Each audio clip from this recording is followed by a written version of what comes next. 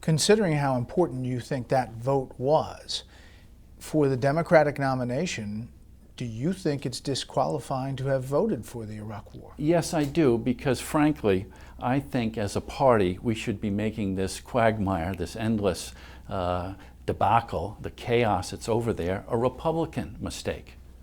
That was a Bush-Cheney mistake. That was a Republican mistake. And it's very hard to make that argument if our nominee voted for it. That's a big point that I think Democrats should really think hard about. Do we want to nominate someone that voted for this chaos that's now engulfing not only the Middle East, but North Africa, and the refugees that are flooding into Europe? The Daily Beast wrote a story titled "Ambitious Obscurity." Do you get discouraged when you see titles like that, headlines No, like that? I know my history, being involved in politics all these years and decades, and knowing that sometimes obscure candidates can get some momentum, and that's what it's all about. And communicating with the voters, listening to the voters, and putting my record, my character of high ethical standards, and my vision for the future, and let them decide. You mentioned Obamacare. You think that it's okay the way it is now? Yes, there's still 30 million uninsured, so there's still room for improvement, and we're still learning from different mistakes. I'm proud to say in Rhode Island, as governor, we had one of the best rollouts of the Affordable Care Act. Kentucky, Rhode Island, Connecticut were the top 3 in the country. We really worked hard, had a good team working on it, didn't have any of the glitches and mistakes, and our people are happy with it. So let's keep it going. It's better than having primary care in the emergency room, which used to be before, for those that didn't have insurance, you go to the emergency room for your primary care. Have a 5-hour wait, chaos, the AR.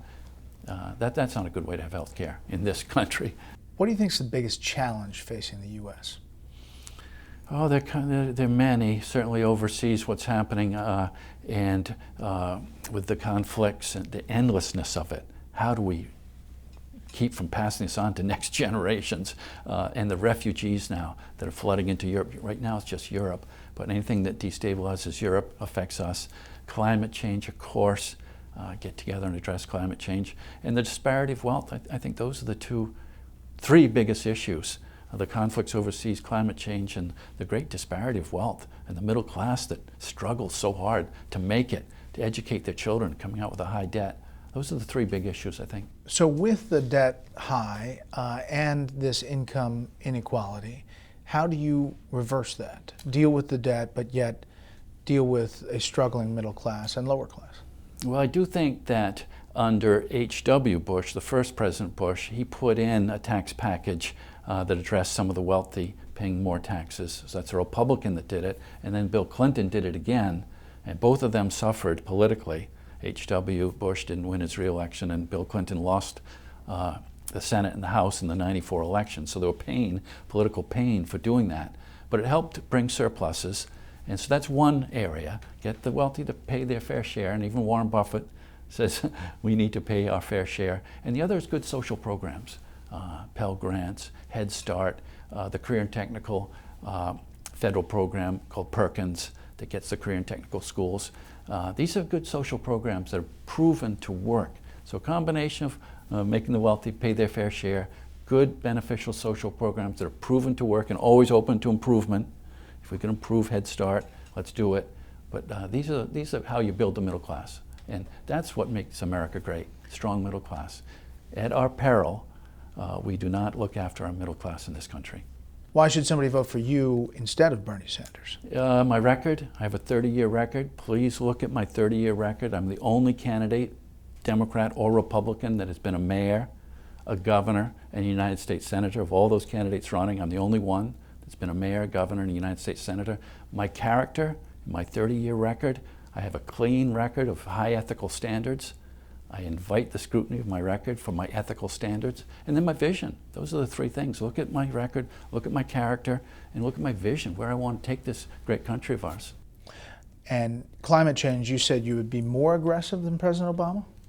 I do think that regulating carbon dioxide, he's got a good record on that. But we need to pass it as the 4th pollutant, which I worked on as a senator.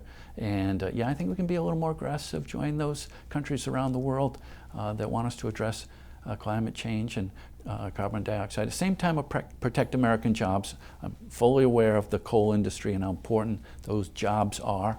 But my view is we can do both. And when I was a senator, we had many a hearing where the coal industry would say, just give us some certainty on where we're going on the regulations so we can adjust. The uncertainty is worse than just letting pump the carbon dioxide into the air, infecting our climate. And extreme weather, all the tornadoes and all the events that are occurring in this country. I mean, you talk to somebody in the coal industry, they'll say they think the Obama administration is out to kill them. What I heard in my hearings is give us certainty, particularly from the coal-burning power plants, the electricity-generating power plants around the country that burn coal. If you give us a date, 2018, 2020, whatever that date is, where we have to put in these scrubbers and make that investment, we'll do it. Because we don't want our neighbor coal plant to not do it. We want to be responsible citizens and protect the environment and still continue to employ coal workers around the country. What do you think will be the thing that takes Hillary Clinton out of the running for the Democratic nomination? I think it's a succession of issues. The Iraq War, the hawkish tenure as Secretary of State, comparing Putin to Hitler, and then the ethical issues on the Clinton Foundation and the emails. It's a succession of, certainly the polls show the trust issue is a problem for her. And what's more important when you're running for office than being trusted? For the diehard Democrat who looks at you and says, wait a second, this guy was a Republican. How can I vote for him?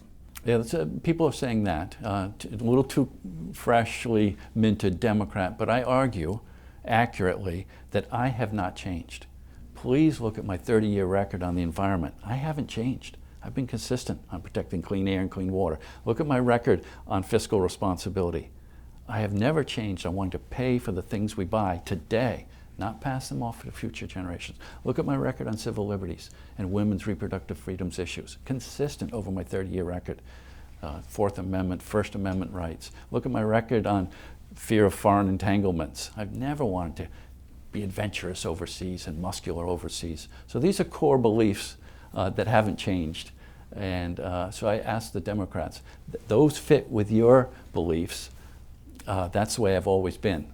And there was no room in my party for those beliefs anymore, that liberal Republican approach that many of us New Englanders and Minnesota and Oregon and Washington brought to the Republican Party. There got to be less and less room for that moderate Republican approach.